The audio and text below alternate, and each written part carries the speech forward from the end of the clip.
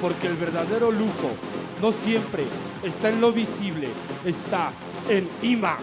A veces es algo más fino, más preciso, más difícil de explicar. Por eso, esto es IMA, esto es Sinapsis. Seguimos curando.